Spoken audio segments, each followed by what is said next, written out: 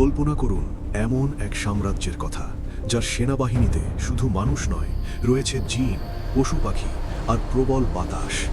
পৃথিবীর ইতিহাসে এমন অভাবনীয় ক্ষমতা কি আর কেউ পেয়েছিল? তিনি হযরত সুলাইমান আলাইহি ওয়াসাল্লাম, আল্লাহর এক মহান নবী ও রাজ চক্রবর্তী।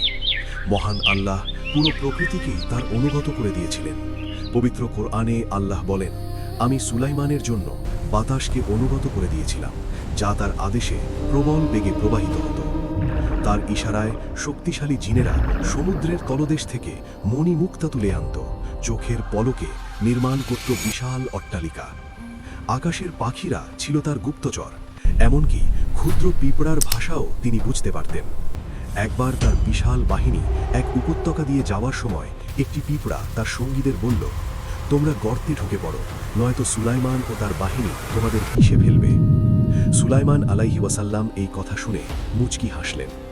এত বিপুল ক্ষমতা, এত বিশাল সাম্রাজ্য, জিন, বাতাস আর প্রাণীকুল যার আদেশের অপেক্ষায়, তিনি কি অহংকারী হয়েছিলেন?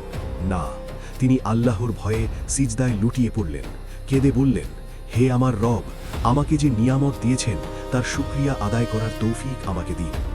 ক্ষমতা মানুষকে অন্ধ করে দেয়, কিন্তু সুলাইমান আলাইহি ওয়াসাল্লামের জীবন আমাদের শেখায় রাজত্ব কেবল আল্লাহরই দান। ক্ষমতার শিখরে থেকেও স্রষ্টার কাছে চূড়ান্ত বিনয় আর আত্মসমর্পণই মুমিনের আসল পরিচয়।